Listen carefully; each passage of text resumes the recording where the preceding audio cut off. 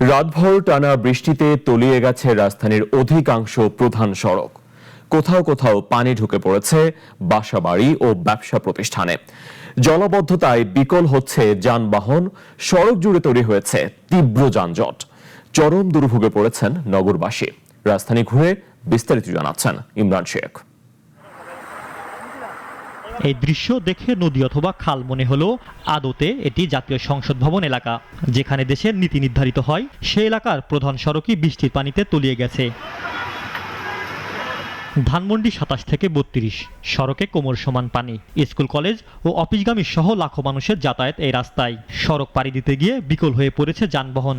এই পানির সমস্যার কারণে কোনো গাড়ি আসতেছে না, যানজট। আমার গাড়ি মাঝপথে এসে বন্ধ হয়ে গেছে, আমি দাঁড়াইয়া তারপরে গাড়িটা টানে আনতে। একটা আধুনিক এরিয়াতে আসলে জলাবদ্ধতা নিরসনের পরিপূর্ণ ব্যবস্থা থাকা দরকার। একই দৃশ্য নগরীর গ্রিন রোডে। সড়কে কোমর সমান পানি। অফিসগামী অনেক মানুষ পাড়ি দিতে না পেরে ফিরছেন বাসায়।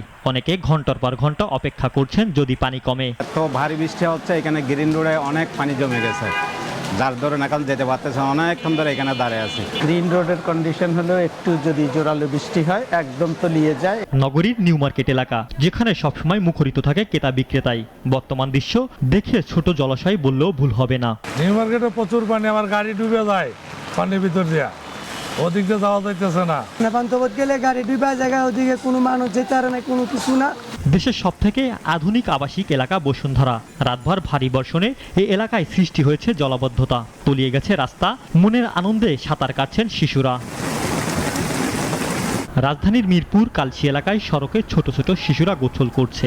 দেখে বোঝার উপায় নেই এটি নগরীর গুরুত্বপূর্ণ এলাকার প্রধান সড়ক। মোটর আর কি পানিতে তলায় গেছে, এই জন্য চালাই নাই, টাইনে টাইনে আনছি। আমাদের তো দুর্ভোগ, একদম মনে করেন যে হাজার হাজার টাকার মাল নষ্ট হয়ে গেছে, কিছু করার নাই, এটা বৈরী আবহাওয়ার কারণে হয়েছে। নগরীর বনানী, খিলক্ষেত, নিকুঞ্জ সহ প্রতিটি এলাকায় ভারী বর্ষণে তলিয়ে গেছে রাস্তা। ফলে ধীরগতিতে চলছে যানবাহন, সৃষ্টি হচ্ছে তীব্র যানজটের। দীর্ঘদিন সিটি কর্পোরেশনের উদাসীনতায় রাজধানীতে জলাবদ্ধতার কারণ বলছে সাধারণ মানুষ। ইমরান শেখ, নাগরিক, ঢাকা।